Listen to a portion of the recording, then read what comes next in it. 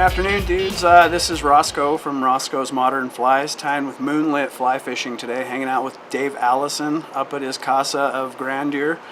We're going to tie some simple patterns today, stuff that's just been falling off my vise to fill my own box. So first thing we're going to tie is going to be a Flashback Hare's Ear Jig Nymph. It's a simple tie, just a few materials, but it's super buggy and it's pretty much guaranteed to bring a fish somewhere at some time. So first thing we'll do is tell you what we got going on here. We've got a size 12 Moonlit MLO 5/8 jig hook with a 3.5 mil slotted tungsten bead, also from Moonlit.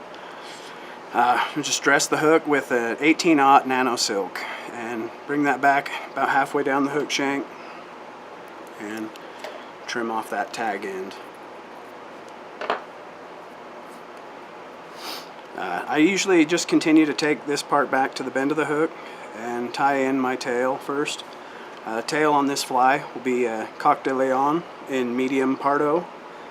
I only use about 6 or 7 fibers for the tail. I like to go a little bit more than I do on a mayfly, like a biot bodied mayfly pattern with this, just so that it has a little bit more buggy, bushy appearance. I take that Coq de Leon, measure the length of the hook shank there, pinch that, and tie in the tail.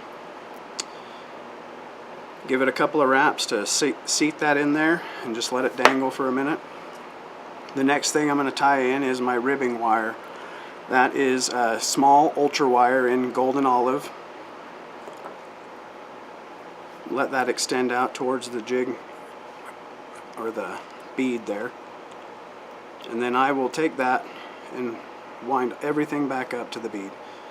The reason I didn't seat this bead to start with is because with the Nano Silk being so small, I like to let something kind of bunch up at the head of the fly to give me something to seat that bead against. It gives me fewer troubles with seating the bead. Okay, now that I've doubled that Coq de Leon over, I can trim that off. Carry this back down to the tail here. And I'm not really worrying about too much of a taper on this bug because I'm going to do that with the dubbing. The dubbing I'm going to use now is a Hare's Ear blend. It's a little bit of hare's foot, a little bit of snowshoe hare foot, a little bit of hare's mask, and also just a small bit of dog hair, which just makes it funner. The body of the fly is literally just a hare's ear body. You guys all have them in your box already. You do it because they catch fish. It's super easy to do.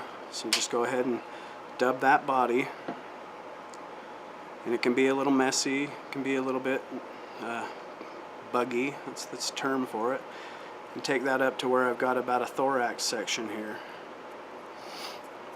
I'm going to go ahead and rib that.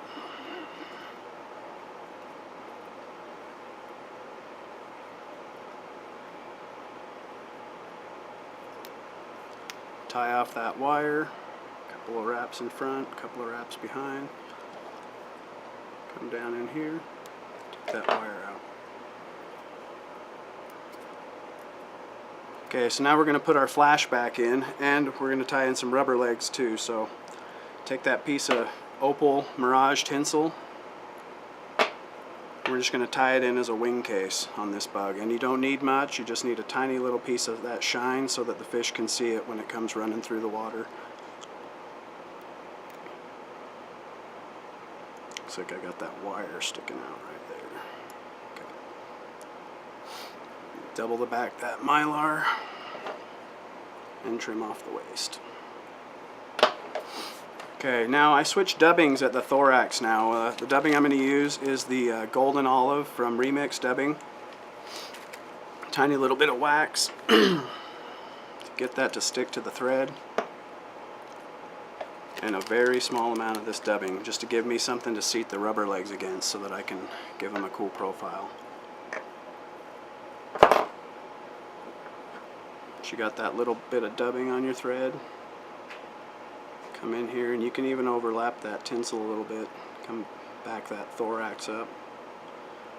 Okay, about right there. I'm going to stop. We're going to add in rubber legs. Centipede legs, speckled yellow, mini.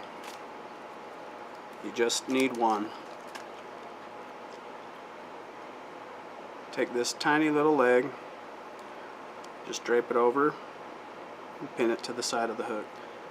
I'm going to adjust that to the side for sure, then wrap that like that.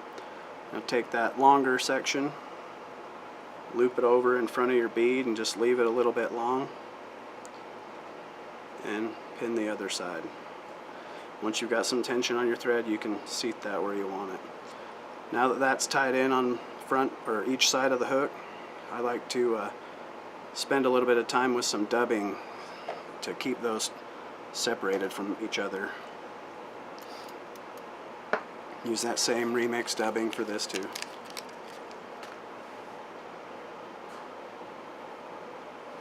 A little bit of dubbing. Slide that up. That will help keep these legs separated when you pull that wing case over the top.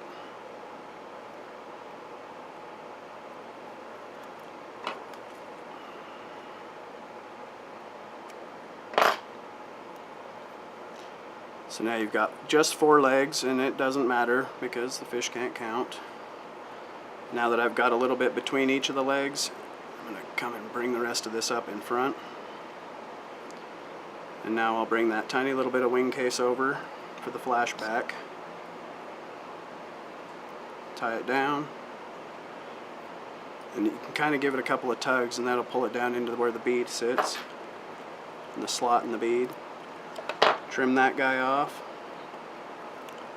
Another small bit of dubbing to cover up that trimmed tag end of the mylar tinsel.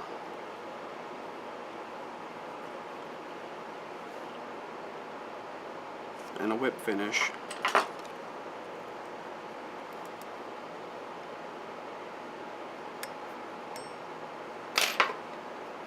Trim off that thread. I like to try and see how these guys sit.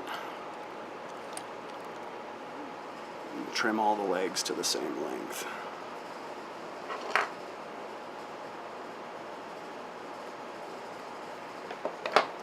And it's a pretty simple tie, pretty easy to make a hare's ear work just about anywhere, and there you have it.